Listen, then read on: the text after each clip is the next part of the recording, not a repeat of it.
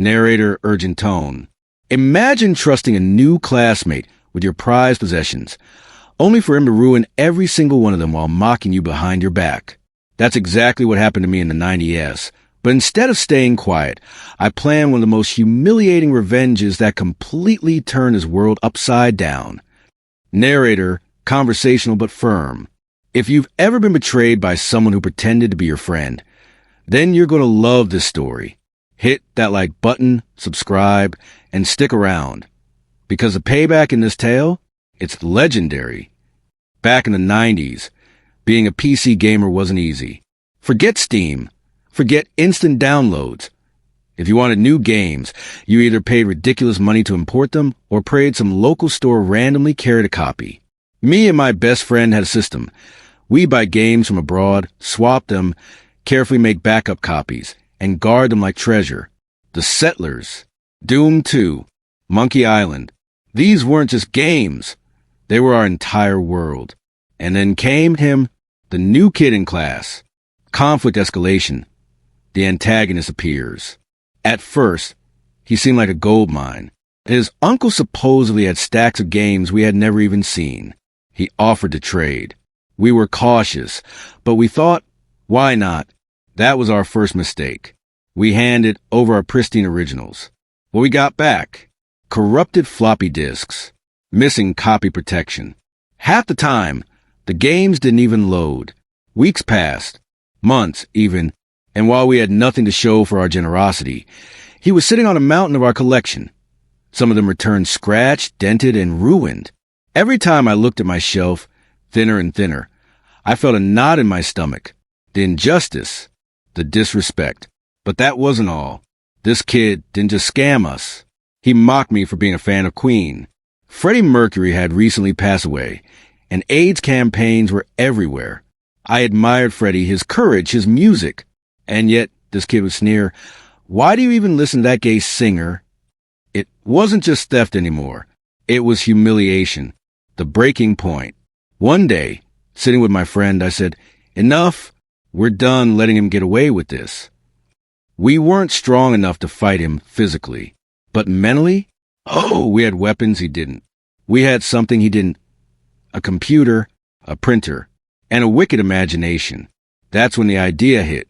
The plan, revenge with a printer. See, after Freddie Mercury's death, AIDS awareness campaigns were everywhere. Our class attended one organized by a foundation. They gave us flyers, information packets, and, ironically, free condoms.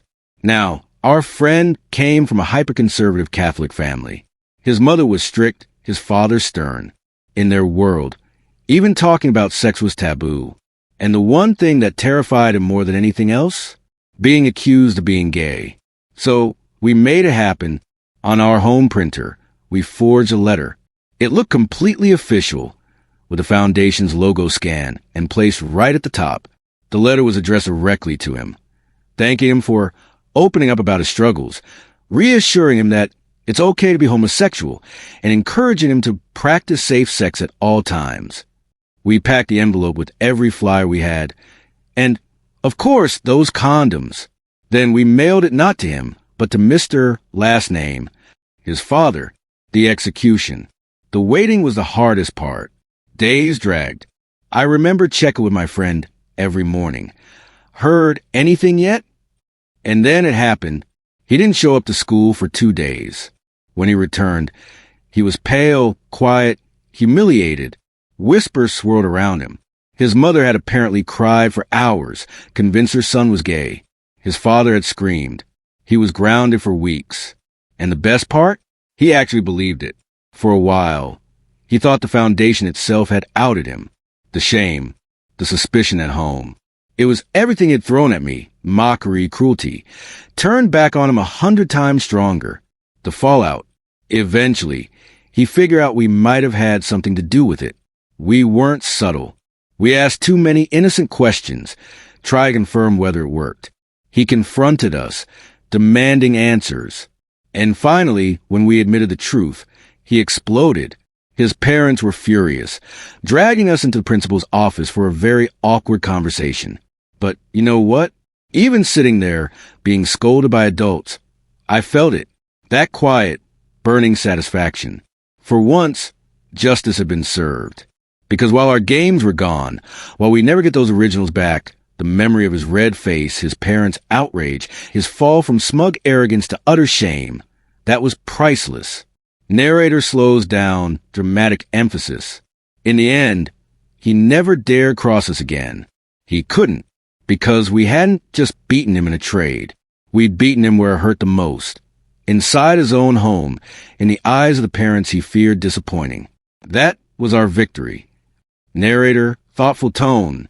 Sometimes revenge isn't about what you take back. It's about reminding someone that their cruelty has consequences. He stole from us, mocked us, underestimated us. And in the end, he learned the hard way. Don't mess with people who have nothing to lose, and a printer. Narrator, upbeat but strong. If this story gave you chills, smash that like button and tell us in the comments, what's the most satisfying revenge you've ever witnessed? And of course, subscribe for more true revenge stories that prove karma always finds a way.